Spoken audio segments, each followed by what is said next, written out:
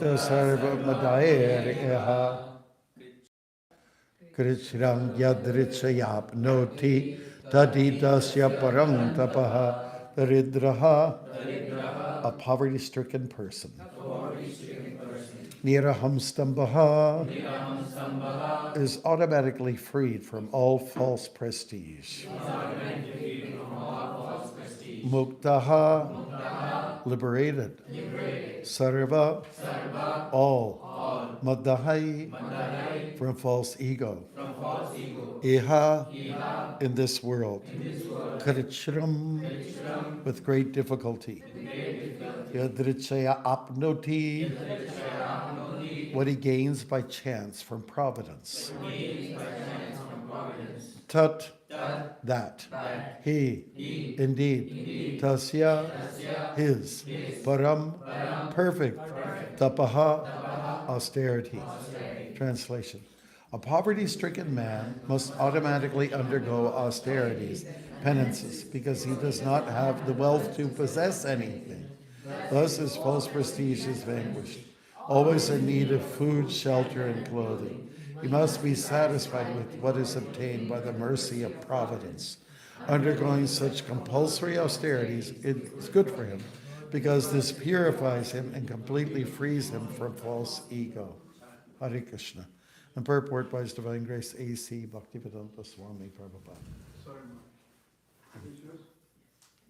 So, thank you. Thank you. Thank you for cooking. A saintly person voluntarily accepts a state of poverty. How do you like that one? Should be too. Poverty-stricken, poverty, just to become free from material false prestige. Many great Kings. left their princely standard of living and went to the forest to practice austerity.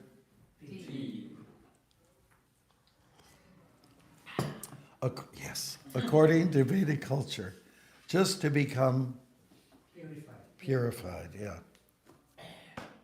But if who cannot voluntarily accept such austerity is put into a situation of poverty, he automatically must practice austerity. Austerity is good for everyone because it frees one from material conditions. Therefore, if one is very much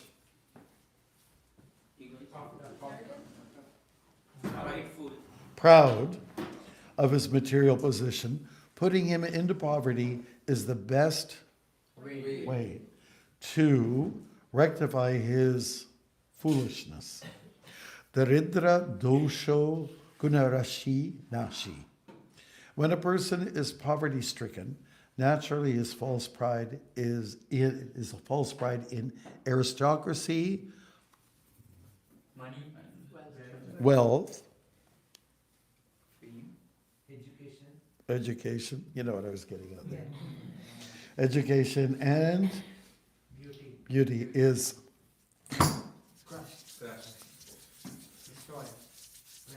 you mean S, S, S, S, M, M, M, M, smashed. Thus corrected, he is in the right position for liberation. Thank you. Haribol.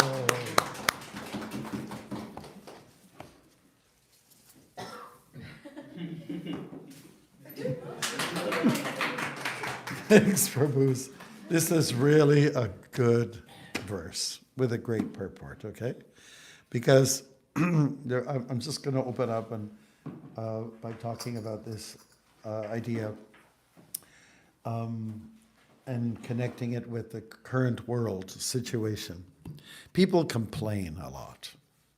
Canadians are very good at complaining. They're very good at that, and they're very entitled.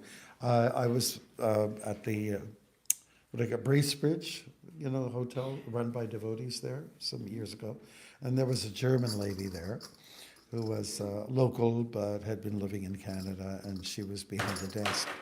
I don't know how she just went, And you know, Canadians are very entitled people, you know? Okay, making demands, you know? And this has a lot to do with the cushiony kind of lifestyle that we live in, you know? One has to be very careful not to get too comfortable, and then you're not ready for any austerity. When you get too comfortable, you get weak. Don't forget with the Devatas and the Asuras, when they met, the Devatas were on top of the world, but they lost it because they were just too complacent and too relaxed. So then the Asuras came in and just took over, you know? And they are others, they were subjugated. I'm talking about the demigods. And they went to Vishnu and asked what to do. They asked him what to do. And so he gave them some idea, form a truce. Let everyone's interested in the fountain of youth, or the Amrit, you know, that's going to make you live a long time. Maybe not forever, but a long time. And so what happened was, yeah, okay, the reasoning, bargaining kind of like went on. At the head of the Devatas was Indra, and on the head of the Asuras was Bali Maharaj. So they formed a truce. And Vishnu gave, you know, he gave an idea what to think about. He saw Mahi, what is it? Mouse, snake, Mushika. Mushika is like one of the Sanskrit names for snake, right? Ahi Mushika, mouse, snake. Okay, what does this mean? Okay, a mouse and a snake are trapped in a box. And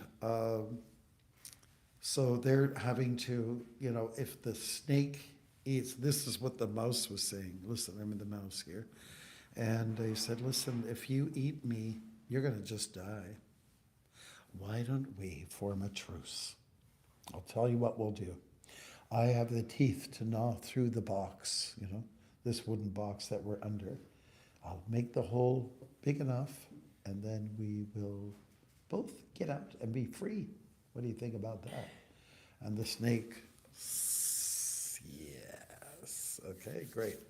So the mouse was gnawing away, and you know, the mouse was going at it for a while. He's got the teeth to do that. You know, we know what mice do. They'll get into your cupboards, they'll make holes and all this kind of stuff, and your baseboards and all that kind of stuff. So he did that. So he went, he escaped, and the snake got out too. The hole was big enough. You know, I think the snake made sure you better make it big enough so we can actually get out here. So he did, and then he swallowed the mouse, okay? So the message that was coming through, form a truce, and in the end, the snake, the powerful snake, which is us, will be able to kind of take over. So it was a scheme. And another thing that Vishnu said, you know, once they agree, make sure if they get a little bit squeamish, you know, the Devatas, I mean, not the Devatas, were instructed, if the Asuras get a little bit, you know, like pansy-like, and they make demands and they start to complain, just let them have, let the babies have what they want. This is how Vishnu was instructing, you know.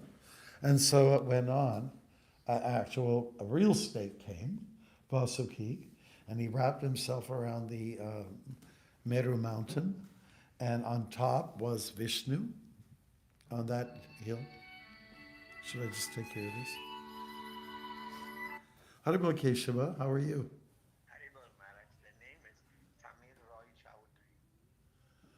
Chowdhury. Chowdhury, for what was this again? I'm in the middle of a class. I just wondered, what was it about? Oh, sorry. The donation, yeah? Yeah, the donation he gave for the Mayapur hospital. I am sending the receipt. What's his first name? Email Samir Roy Chowdhury. Oh, Chowdhury, yeah, he's like in Montreal. Yeah, okay, Yeah, great. if you get a chance, yes. Okay, yeah, in Montreal. Okay, I will, I'm going there. Okay, thank you. Prabhu, just 1 minute. Everyone wants to say Haribol to you. Haribol! Okay. Keshav is from Malaysia, and he was the temple president here for a while. Most of you know him. Okay, now, where was I? And why? And why? Because he cannot help himself. There he is. Where was I? Vishnu. Vishnu sat on the summit of the mountain. And that mountain ended up moving. You know why? Well, underneath the mountain was a Matsya. Matsya. We're talking about different incarnations here, the different avatars. There was a Kurma was underneath, right? And he apparently had an itch on his back.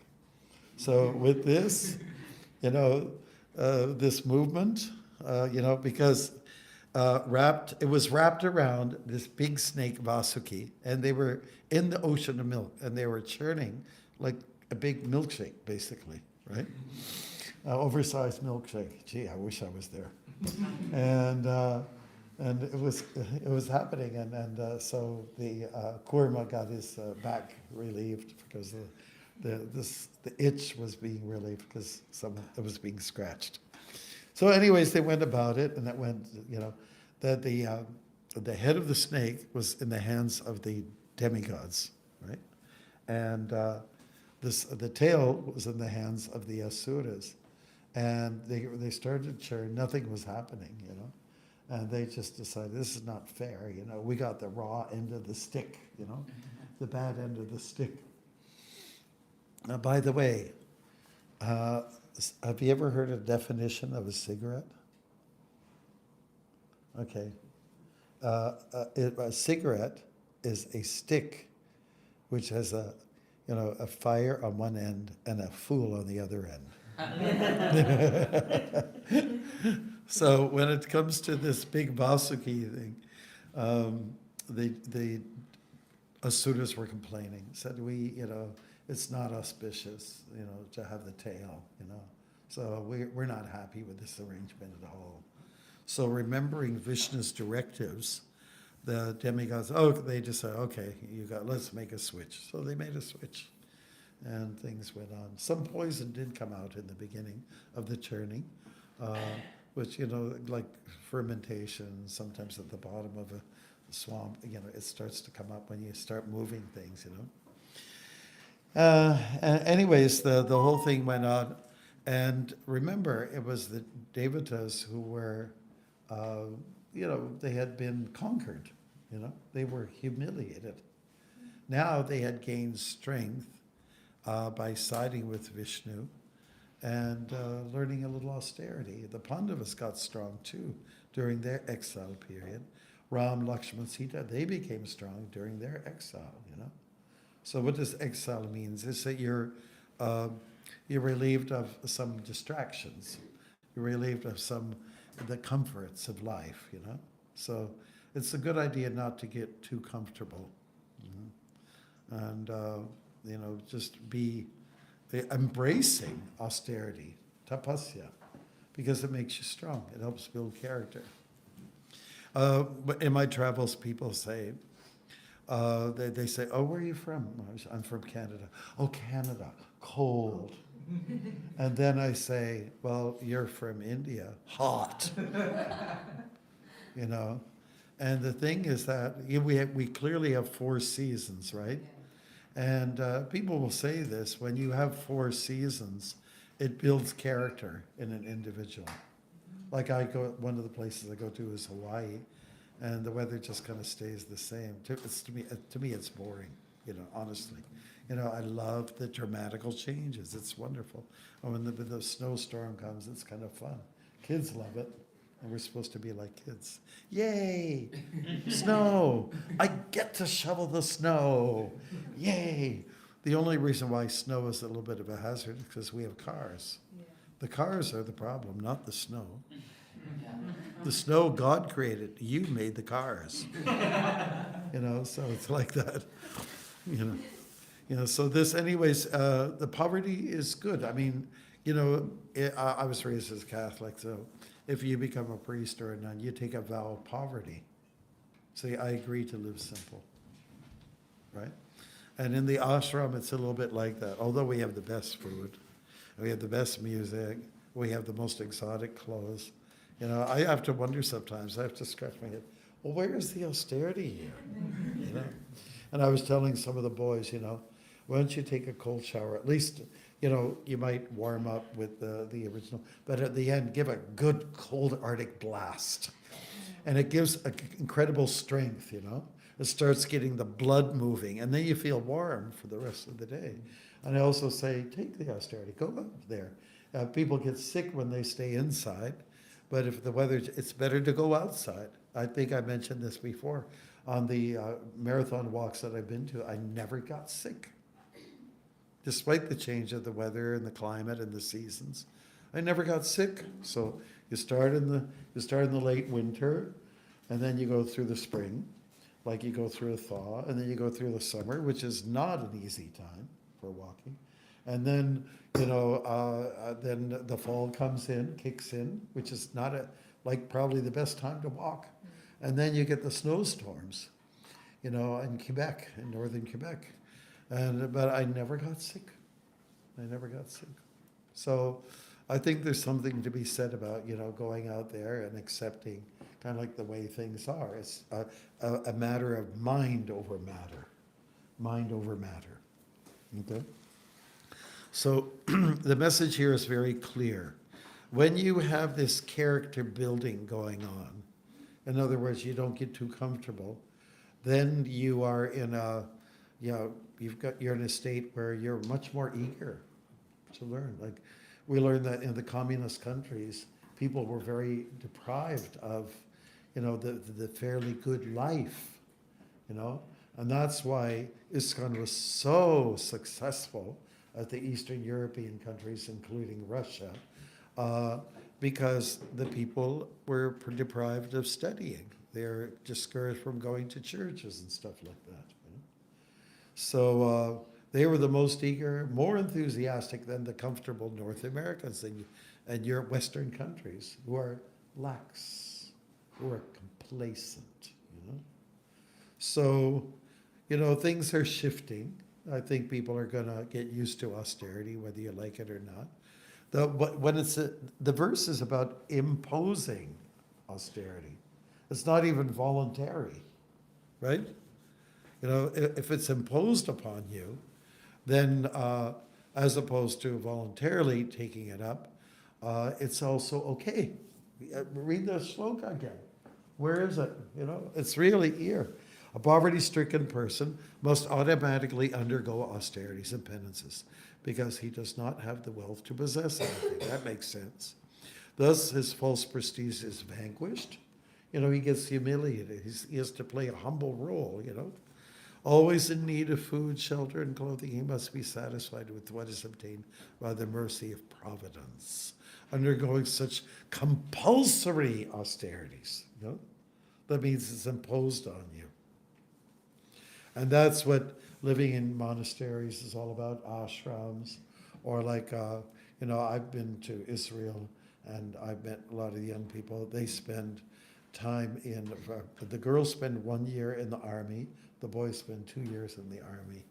And, you know, it's austere, it's not very nice. But you know what a lot of them do? They go to Goa. And then they go to the beach and they smoke dope for a while. They go back to some so-called comfort.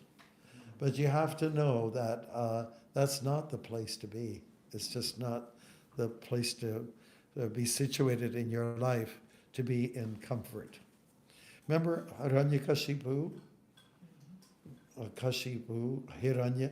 Hiranya means gold, and Kashipu, like the name implies, oh, Kashipu.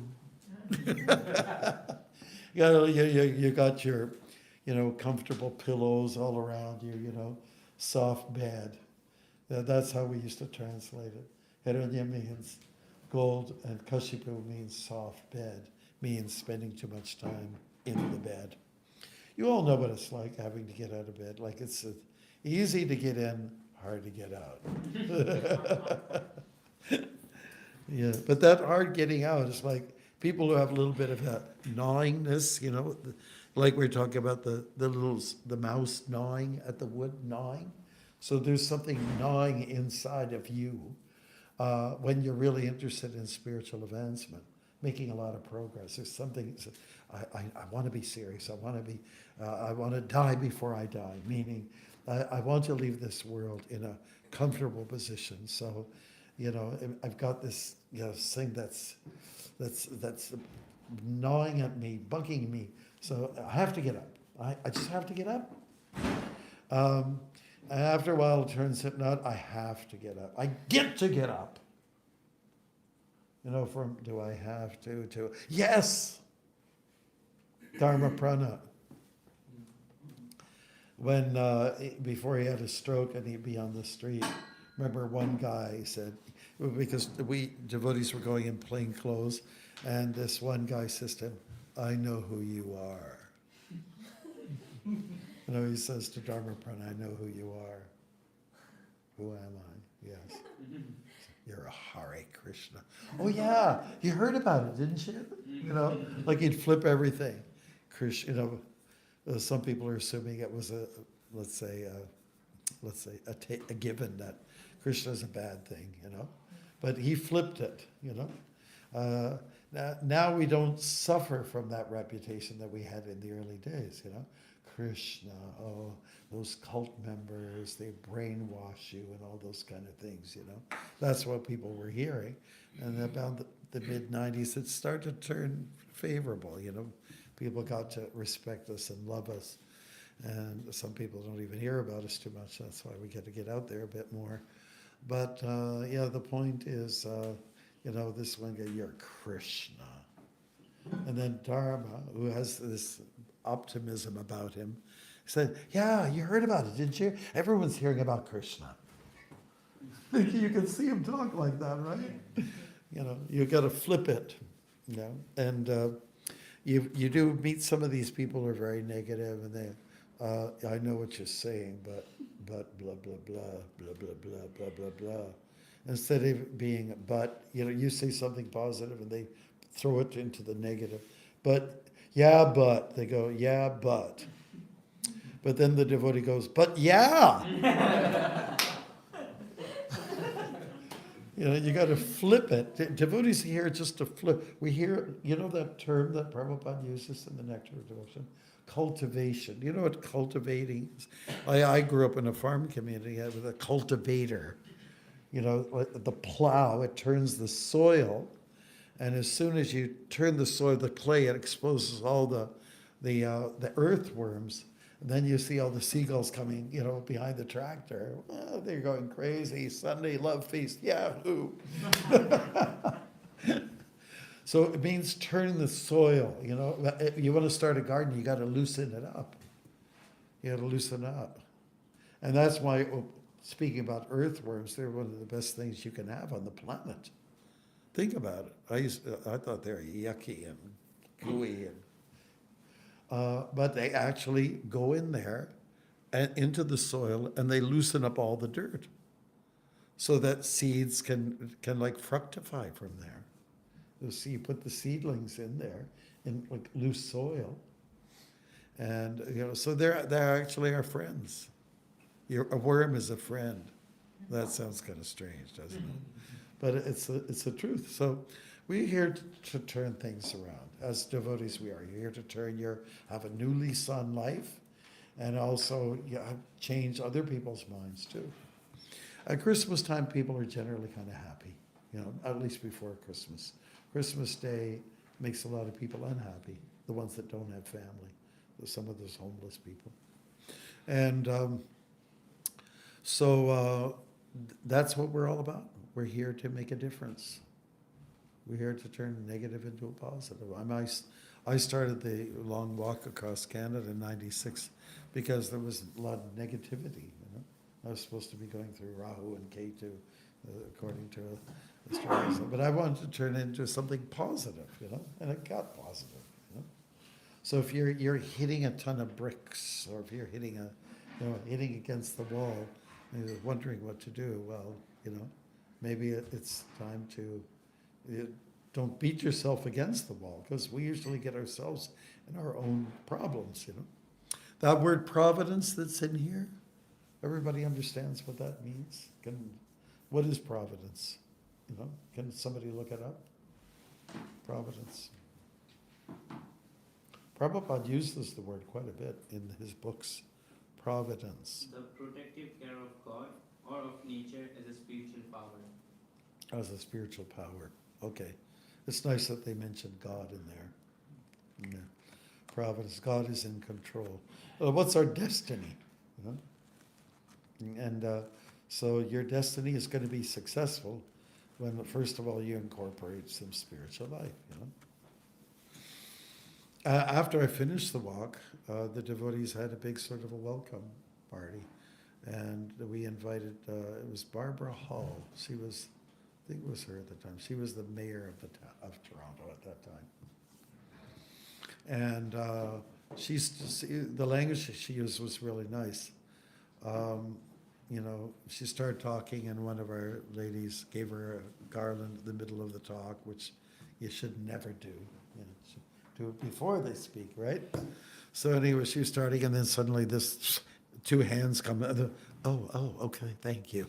So Barbara Hall, she was saying, yes, the spiritual component in life is very important. You know, so in the world of capitalism, the world of consumerism, there's very little scope for spirituality. But if you could put the spiritual component in there, it's okay. And when you look at the, you know, like what do they call it? You know, the papers that first came out by the founding fathers. You know, what's Canada all about? What's the use all about? And it's something recognizing the supreme power, supreme person. Do we live by that now? No. We don't. We don't. The spiritual component is not important. In fact, a lot of the churches are empty, and we're buying some of them. Devotees even bought in Brooklyn, they bought a synagogue. Oh, a what? Synagogue for the Jewish community. You know, and quite some time ago, on whatever that street is, I forget the name of it. Skirmahorn, right? Strange name. But so, you know, really people have abandoned their spirituality, you know, what their ancestors were very much passionate about. It's just not going on the way it was. Now they've become maybe tourist sites, like those of us who went to Montreal, went to Brother Andre's place on top of the hill, and it's beautiful, but it's kind of like a tourist place, you know, because you look at all, oh my God. Right? So it is important to, you know, if you want to be successful spiritually, you have to have, if you want the spiritual component, you have to have the austere component. That means, for us, basically means we fast occasionally, half-day fast, which is not a big deal. Full-day fast is a little bit more of a deal, especially at Janmashtami time when it's hot. 1.5 days. 1.5 days. Oh, okay. Oh, yeah. Well, but you have your feast, and then you have another. You know. So that's our main austerity, you know. Of course, we don't go to the clubs. We don't go to the disco club or anything like that. We don't. Anybody go to the pub lately? Anybody gone into the pubs lately? But the yoga club. That's Yeah, not a pub. that's not a pub. Oh, pub. Pub. That's special disco. Yeah. And has anybody gone to the House of the Rising Sun? It's supposed to represent like a prostitute's kind of place. Has anybody been there lately? No. Anybody gone to the casino lately? No. Okay, so we're doing pretty good. But to abstain, you know, every guy should be learning how to abstain, and every girl that is interested in spiritual life is you have to abstain. Abstinence means stay away from it. Contraception, no. You know, Maya comes at you, no, thank you, and then I said no, and then you close the door. don't you understand what the word no means? Get out. Get off my property. So that's the way we have to deal with these, the illusory energies. That no, I don't want it anymore. And we abstain. Yeah, we fast from certain things, and we're quite happy. To me, I think it's sense gratification. You know, what we are living is totally sense grad. Best food, you know, comfortable clothes, pretty much. There's a little bit of a hassle, you know, when this falls down. You know, like, can you want to demonstrate where it falls down? Several times a day, and then you hit somebody in the face. Or the ladies, they're usually encouraged to wear a sari, but that the veil falls off, and they're constantly going like this. Constantly. Right? So, that's some people they put a pin in there. Okay, so pinprick, you know, the pinprick of life. You know, a pin, the end of a pin, it's so insignificant, but when it's pressed against your thigh, you really feel it. So Maya is very powerful. It pretends not to be, opposes not to be, but we know it's very strong. So anyways, Maya puts us through hardship. Better to just accept voluntarily hardships, you know, and if it doesn't, it's going to come to you anyways. Every decade or every 2 decades, they talk about a downturn of the finances. We're going through a recession now, so tighten your belt. And it's okay, because then people are forced to cut in certain areas. I think this is a luxury right now. We don't need it right now. Unfortunately, some people are laid off, and but that's also not always the worst thing. So now you have to go and hustle. You got too comfortable with that boss. You got too comfortable with your work. So sometimes you have to be shaken up.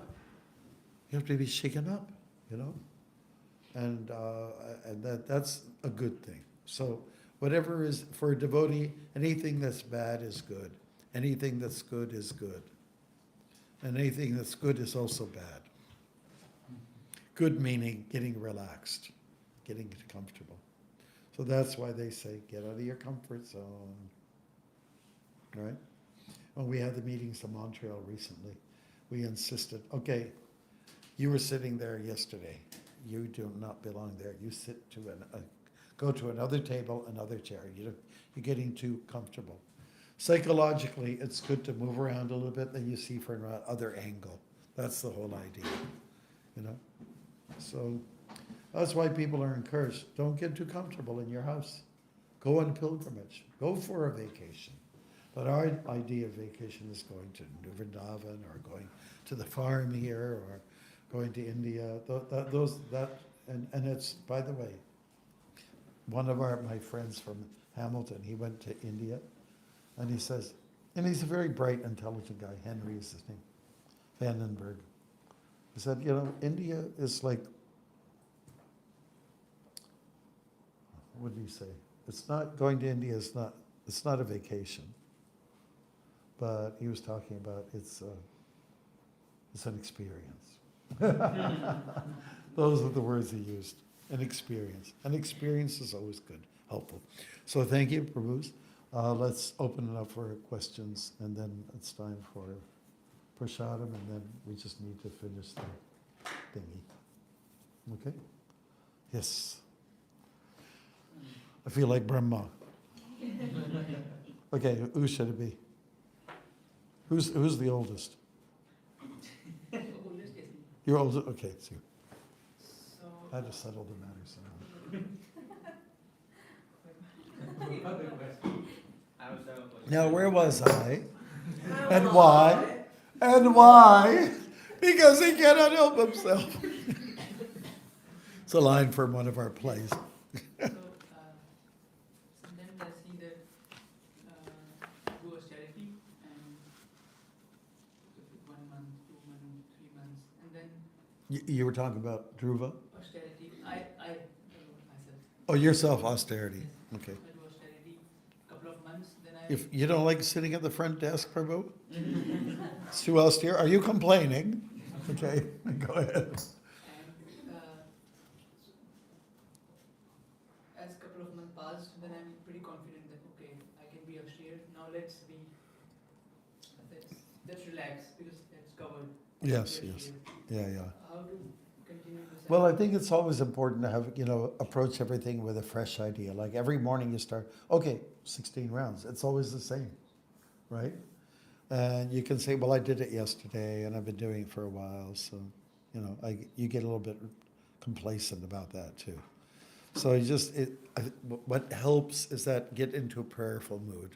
Prayer is a big part of a big component in the spiritual components. So Krishna, please help me to not be comfortable, to not be familiar with your name. Please help me to value it. I just get into that kind of headspace. When you go from the hot water or warm water to the cold, Krishna, help me to be sincere today. Yeah. Ask him to help you. Really does help. Communicate with God. Talk with God. Chit-chat with Krishna. I think it helps a lot. Yes. Good. Great. And my dear sir. Maharaj, you know me, I get too comfortable with things very easily. And it's a thing which Hardik is trying to, as you mentioned, enforce on me. Why do you need the heater on 2-3 hours in a day? Just have it for an hour or so. But Oh, you share the room together? yeah. Oh, I see. Well, that's good. He's really helping you then. I think it's other way. I'm spoiling you. Oh, yeah. Well, then you could learn. The whole idea is to complement each other, help each other in a certain way. So yeah, I tend to get more comfortable with things, with situation, and which is not a good thing. I've seen this. Oh, let's say there are some services. Sometimes I get comfortable. I was like, okay, I'll do this, and then I'll give other services to other people. That way, I don't have a lot. And same with my room. If you come to my room, there are a lot of things for comfort. And you just mentioned that it is not good for the spiritual component. Yeah, that's right. It's not. So, So can we go in your room and eliminate a few things? yes. Yeah. Your side of the room. So I don't know. For me, it's like it's a normal nature that somebody goes for comfort, even in the material world. Mhm. So how do we move? But you don't want to be in the material world, right? Yeah. So that's Who wants to stay in the material world here? I don't mind staying. Because get a chance to, serve a lot of people, right? Yeah, so how do we come to that mentality that okay, because for me it's so hard to judge that this much amount of comfort is good. Like in the morning, if you see that thing is too austere for me, like without the heater on. Oh, it's austere for everybody. So what was the question? So my thing is how do we make a line between getting too austere or too comfortable? Well, Where's the balance? maybe you're a little extreme one way and your roommate is extreme that way, so meet in the middle somewhere. The truth lies in the middle. You understand that? The truth lies in the middle. Yeah, there's always somebody there to remind you you're getting too comfortable behind the wheel as you're nodding off, driving, and if the passenger says, wait a minute, snap out of it, have an apple, keep yourself. Somebody gave me a jar of sauerkraut, when I was walking across America. Jai Krishna gave sauerkraut. He loves it from his part of the world. So if one of our drivers was getting a little sleepy, we just open the jar, put it by their nose. Yeah, so take the good advice. Because let's say if we go through a war and you have to really be selective about what you're eating, and you might not be able to take a bath some days. You might have to keep on your sweaty, horrible clothes. You know, you might be in that kind of situation. We might be there someday. Well, what are you going to do? Just get frustrated, get angry, and, you know? Maybe you're in the trenches and you just can't leave the trenches and you're stinking and everyone else, everything's just falling apart on both sides of you in the trench. You have no choice. That's when people get real spiritual. That's when they really start to, God, please help me. Like you hear from some of the American boys who went to the Vietnam War and they were in real precarious situations. And then they get down on their knees, God, Jesus, help me, because it's so, you know, they're ready to die. So, you know, that's why, you know, getting some training as we have here, or, you know, we're talking about joining the army or something like that. It's not the, you know, some people, they just snap right out of it. Their passions change, you know, they have to, yes, sir. No, sir. I mean, sometimes it gets a little extreme, but you learn to be a little bit of a gentleman. That's the idea. Because, you know, otherwise, if this, we call this an academy, and if it's not a bhakti academy, it could be like a party animal place. Always having a party. Which is where a lot of students are at these days. Yeah. Yes, we had a devotee, Ishwar Prabhu, I don't know, I forgot his name. He was from Israel, yeah, from Israel. He was here last week, and he was talking about the situation over there. Where? Which one? From Israel, he was from Israel. Uh-huh. Yeah, and he was saying like people are more receptive and open to Yeah. this spirituality when Yeah. there's a very austere situation going on. So, Yeah, that's right. Yeah, we find like in Cuba, people are also receptive, you know, because they're living in fairly deplorable places. So it's not the worst thing. It's when you know, live in a high-end neighborhood and so, you know, you're not going to be very interested. So you're not going to be very sincere. So sincerity is a key factor in developing your spirituality. So, you know, we're having to go through it with the lack of heat. yeah, I had a question as well. There are all kinds of services. There are services which I like, services which I don't like. Mm-hmm. And it's really austere for me to do services which I don't like. Mm-hmm. How do I do that? Keep doing it, because again, that's going to build character. If you just do everything you like to do, well, again, you get complacent, and complacency is the worst enemy. It's line from the play. What's that? It's line from the play. Oh, yes, which play was it? The Vamana. Vamana? Oh, yeah. Yeah, we put that in there. That's my line. What's the line again? Complacency is one's worst enemy. Shukracharya warns Bali Maharaj, you know, you're getting, you know, too complacent here.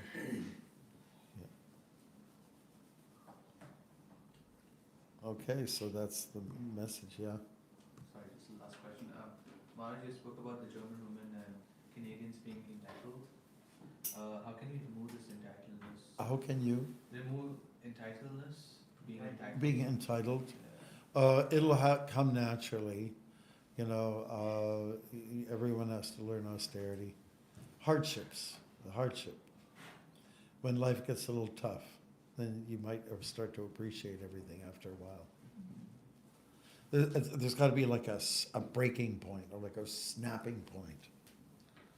Stop being so bloody arrogant, you know. And, you know, you'll learn the hard way. Just like a bully gives, you know, a hard time to, you know, a smaller kid on the schoolyard, and he roughs him up, and then the kid, maybe he's got a black belt, and he says flattens the bigger guy, and then he gets humbled, you know. So it's usually that kind of thing that has to take place. You need to get knocked down.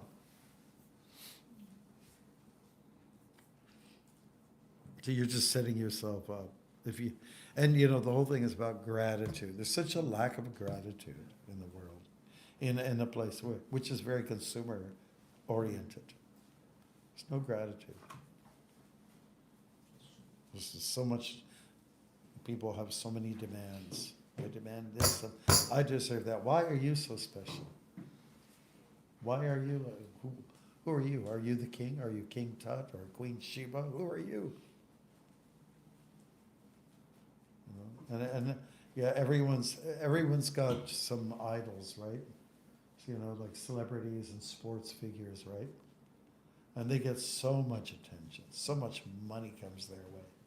Oh, they almost every one of them overdose or something. And then once you overdose, you're finished. And I remember I was in, before Chicago, that Gary, Indiana. And I noticed there were a lot of people walking in the downtown of Gary, Indiana. And it was kind of like a disheveled place. It was a steel town. And then they weren't selling steel anymore, so people lost their jobs. And this one guy was sitting in front of a barber shop, and he says, "Hi, hello, how are you? I'm BHAKTMARGA." And then they'll walk across the U.S. And he said, "Oh, really?" I think his name was Tom. Tom, I just had a question. Why is it that there's so many people walking here? And, you know, like, unlike most of the other places that you find in the U.S. And he goes like this, "Well, you know, when you're on overdose, you really can't get around too much. So that's why people are walking. They can't drive a car. So there's a problem with drugs." And so many problems are there. Harbor front there, and there was some area developed. It wasn't the most high-end part of the town, but there was one lady there all dressed like low cut and all this stuff. And there's a police officer and then the so-called perpetrator. So our introduction to Chicago was he tried to abuse me. At the same time, her language was, "Come and get me," you know. So anyways, it was just a scene, a moment of what is Kali Yuga. And people are just so relaxed with these pillars of sinful activities, right? So it's gambling, it's the illicit sex, it's the intoxication, and eating the most horrible things. And Prabhupada suggests you want to make a change in your life, follow these austerities, right? By the way, are they austerities after all? Are they? I don't think so. I mean, eating an animal? That's disgusting. Throwing your money away at some machine? It's disgusting, isn't it? And then taking some kind of drink or some other form of intoxication, which dulls your senses. What kind of an idiot are you? And this is portrayed as fun, as the ultimate. Well, some people go for it, and then they hit rock bottom, and they say, "I've enough. Enough is enough. I'm not going to take this anymore." All right. Thank you so much, Prabhus. Haribol.